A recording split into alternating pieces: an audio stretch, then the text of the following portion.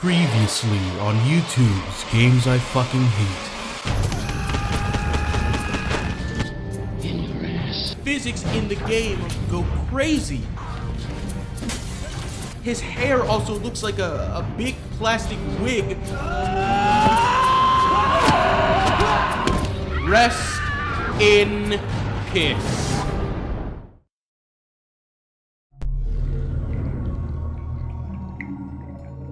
Alright, I need a game to review, so let's go into the trusty library. Oh god. No. Oh Jesus, this is so terrible. No. And I haven't forgotten about you either. I bought this for like 7 cents. Oh, Jesus fucking Christ.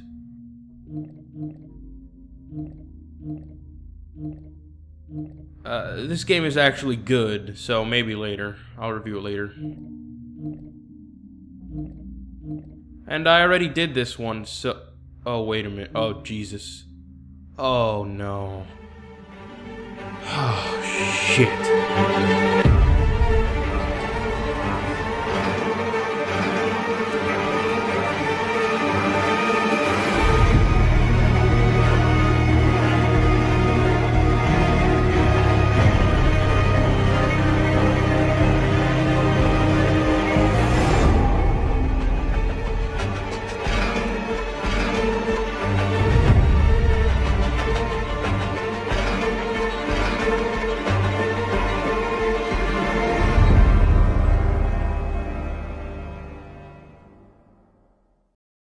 The Walking Dead Survival Instinct is a video game that was released in 2013. Developed by Terminal Reality and published by Activision, it focuses on the Dixon brothers, Merle and Daryl, from the Walking Dead television series and is a prequel to the events that unfold in Atlanta. There's honestly not too much else to be said about this game in terms of summary, so let's just get on with it. This game is absolutely horrendous. You can tell that this game tried not to blow a load of shit all over your face, but at the end of the day, this game is nothing but a fucking cheap and very lazy cash grab from the folks over at Activision. I really did not think I'd find something as bad as Rambo for a long time. Little did I know that I'd find something worse less than a week after my review of it came out. Yeah, this game is that bad. Maybe not in certain aspects, but if you'd ask me what I'd rather play, I'd say Rambo every day for the rest of my life.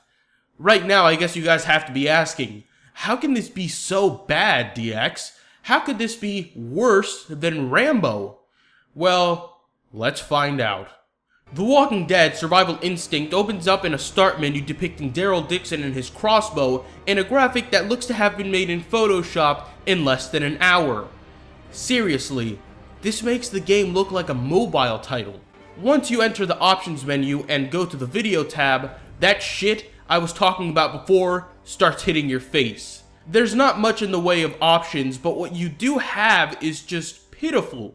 You've got your basic resolution, screen size, and brightness settings, a sync FPS option which you have to use, otherwise the game will have some intense screen tearing, a morphological anti-aliasing option which barely makes a difference, anisotropic filtering and anamorphic settings which enabled make the game look slightly better than garbage, shadow detail settings that you'll hardly ever notice, and a light shafts option which again barely makes a difference. Now you can go ahead and save those, but don't worry, if you found changing all these options to be an exhilarating experience, if you're lucky, you'll have to change them every single time you enter the game because they never save. At first, I thought this was just a problem with me, but I looked it up on Steam and others have reported the same issue of graphics options never saving. But again, don't worry, because if you have the audacity to want to change your video settings after the game not saving them, the game will just crash and liberate you from its awfulness. To date, this game has crashed 3 times on me while doing this, and I can't figure out why. While we're talking about the more technical aspects of this game, I should mention that on PC, it's nearly unplayable due to horrible field of view and this little thing called mouse acceleration. Now, I'm not usually one to complain about field of view issues. I'm almost always fine with whatever the game gives me, and I don't get headaches from any of this, but holy shit! It's bad enough that Daryl's big fucking hand constantly makes it look like he's holding the knife up to his nose, but the field of view makes it look like he's wearing horse blinders. This is somewhat game crippling in and of itself, but the atrocious mouse acceleration makes turning, moving, looking around, and aiming almost impossible. What is mouse acceleration, you might ask? Mouse acceleration is the movement of your mouse based on speed. Without acceleration, the mouse will move where you put it, but with acceleration, it'll move where you put it depending on how fast you've actually moved the mouse itself. This does serve some purposes depending on the size of your trackpad, if you're using one, or even in some instances, people say it worked really well for Twitch-based shooters like Quake. It affects this game in particular badly, and there's no way to turn it off. Here's a shot of me moving around using a controller, and here's the same shot using the mouse. So, to sum this all up, the game suffers from frequent crashes that aren't just caused by the video settings, by the way, more on this later, very bad mouse controls, and terrible field of view. Fantastic, but these are more technical problems than anything. Let's talk graphical issues. This game looks ugly. In fact, the environments do actually look a lot worse than Rambo's. Rambo, while not the most graphically impressive game by any stretch of the imagination, did have crisp environments and scenery. This game does not. I've used this phrase before, but this game does seriously look like it was fished out of a toilet. Some of these textures would have looked bad in 1999. What you're seeing on the screen now are textures from Half-Life, released in 1998. And what you're seeing on the screen now are textures from The Walking Dead Survival Instinct, released in 2013. What even is this? The texture quality is so degraded that I can only assume it's a cow, or a big piece of marshmallow. It kind of looks like tofu from Resident Evil 2. Let's move on. Character models, admittedly, are fine. Daryl and Merle do look like their real-life counterparts, and everyone else is alright, I guess. The zombies also look good, but it's quite obvious that they didn't make too many of them because you often see the same zombies multiple times in the same level. The voice acting in this game is also fine. They got Norman Reedus and Michael Rooker from the show to voice Daryl and Merle respectively. That nearly wraps up all I've had to say about the graphics, voice acting, and other external issues in the game, so let's get on to this game's plot.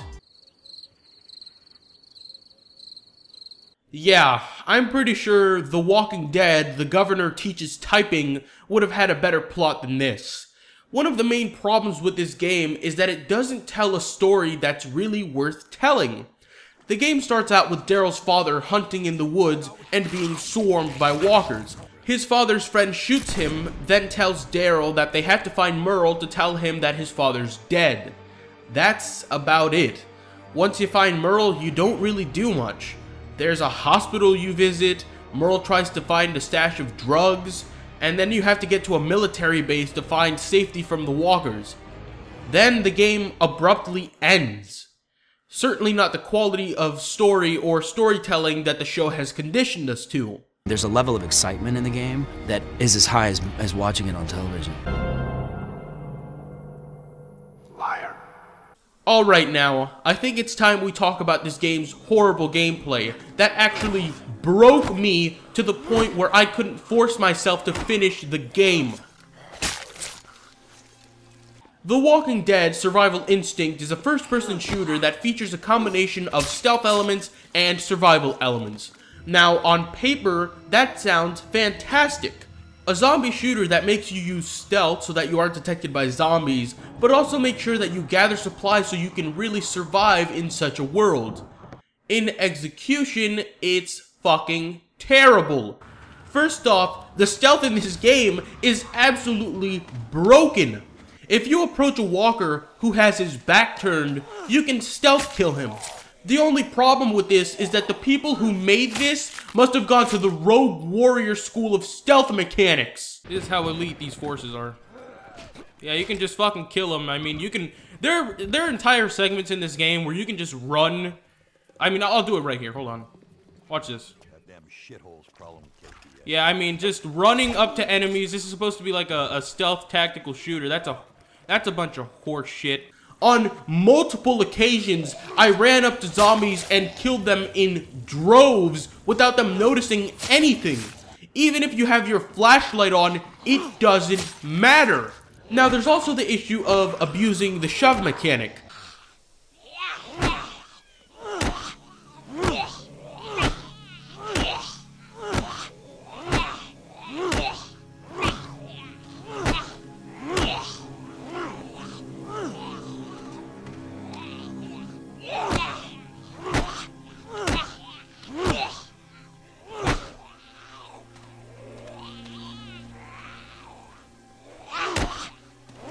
If a walker gets close to you, you can shove them.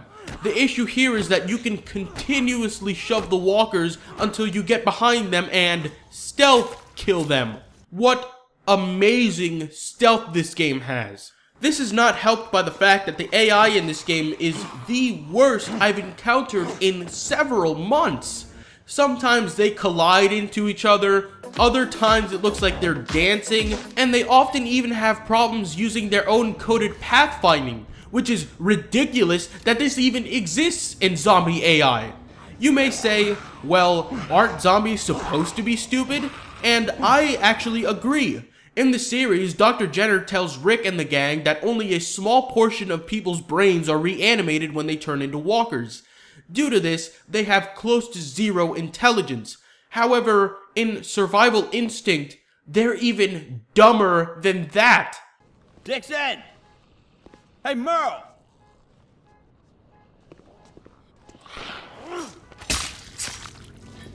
While we're on the topic, we might as well talk about this game's atrocious combat. Holy shit. Melee combat is so repetitive due to having one animation of attack. That's how you'll kill things for the entire game. There's also guns, but due to the survival aspect of the game, ammo is scarce, and you probably wouldn't want to be firing off guns anyhow because the loud sound attracts walkers. There's also the fact that the guns in this game are the fucking worst. This is without a question the weakest shotgun I have ever seen in my life.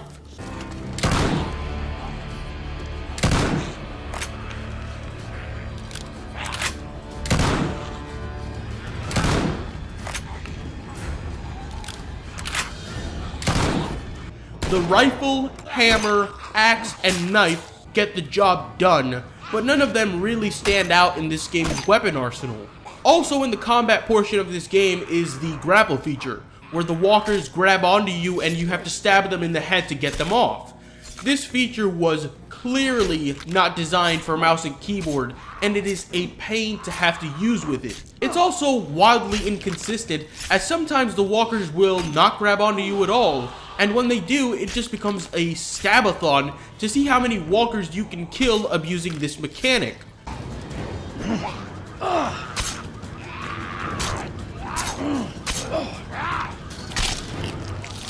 Done with you.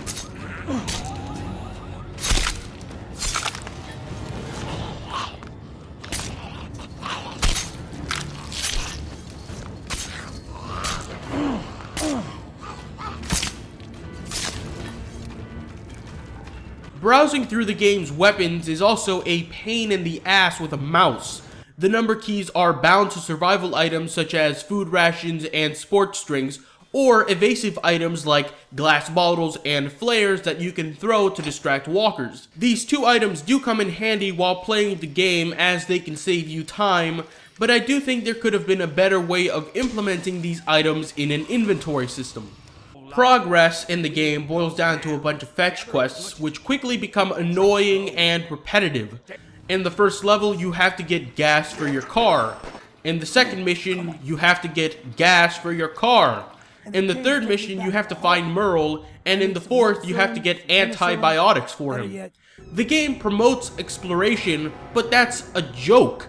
Levels are artificially cut off by the most nonsensical invisible walls you've ever seen. Strategically placed cars also limit the pace you can tackle the game at because you'll be running around these obstacles for no good reason.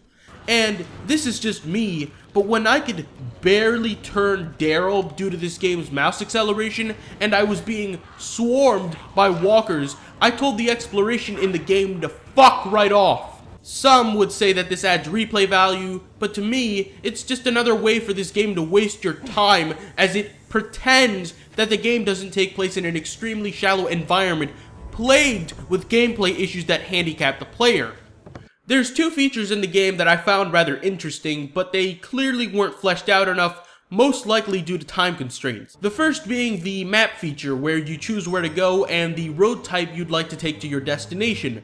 If you drive on the back roads, your car uses a lot of fuel, but you often stop to pick up supplies. If you drive on the streets, you don't use as much fuel, but you also don't stop for supplies as much. And if you drive on the highway, you use little fuel but rarely stop for supplies. Depending on which way you choose, your chances of breaking down also vary.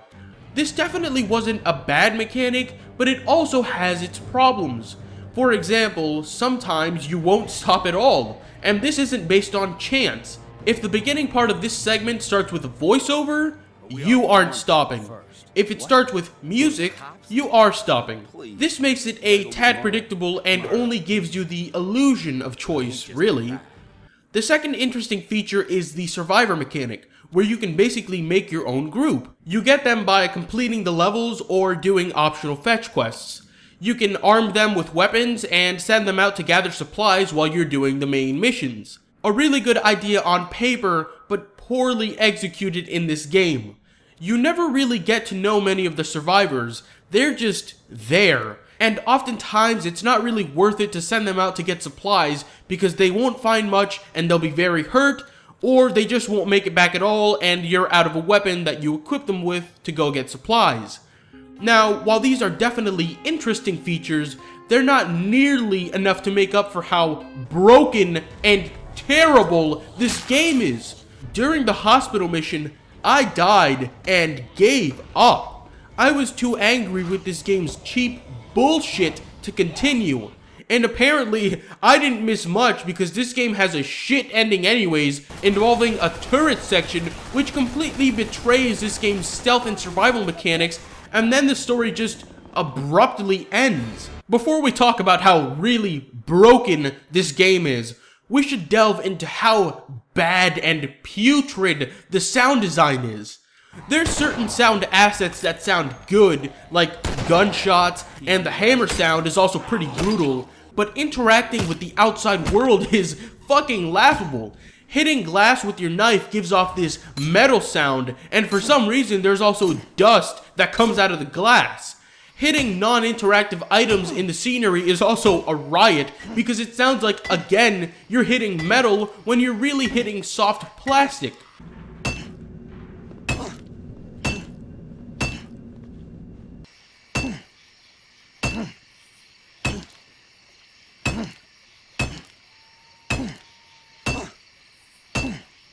The walker's sound design is also horrible. You can never tell where the hell they are. Sometimes they'll be in a completely different room and it sounds like they're right next to you. As I did mention before, however, the voice acting is good. Michael Rooker was fucking awesome as Merle, of course. Oh, come on, Merle. It's me, Merle. What's lower than impersonating a man's long-lost baby brother? You're just trying to gain false entry. That's what you're doing. Damn it, Merle. I'm just gonna leave you here. Keep your pants on, sweetheart. I locked this place down pretty good.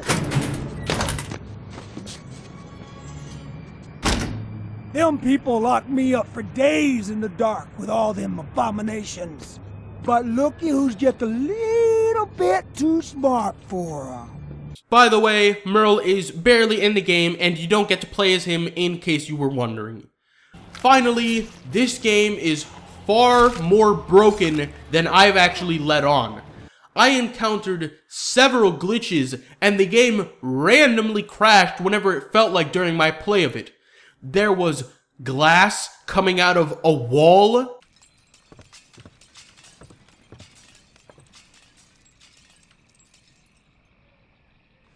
At one point, the axe sound effect broke.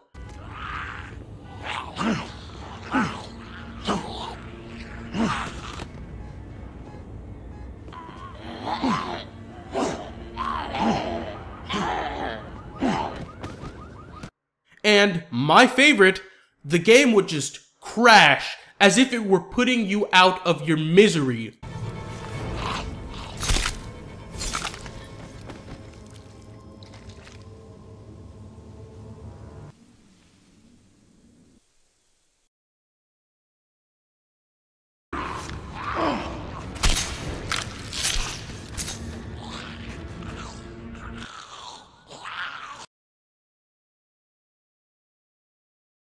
In conclusion, The Walking Dead Survival Instinct is horrendous. I think the fact that the developer of this, Terminal Reality, closed after this game is a large indication of just how bad it really is. There is not a single aspect of this piece of shit that warrants you paying $50 fucking for it, a price, by the way, that it's still sitting at to this day despite being 2 years old. Or even for the sale price of $10. This is not a guilty pleasure game where you can find some enjoyment out of little things like the voice acting, like in Rogue Warrior. This is borderline unplayable and, like I said at the beginning of my review, worse, in my opinion, than Rambo. The Walking Dead Survival Instinct gets the final rating of, say it with me, rest in piss. Merle and Durrell in a game. What can be better than that? Again, the governor teaches typing.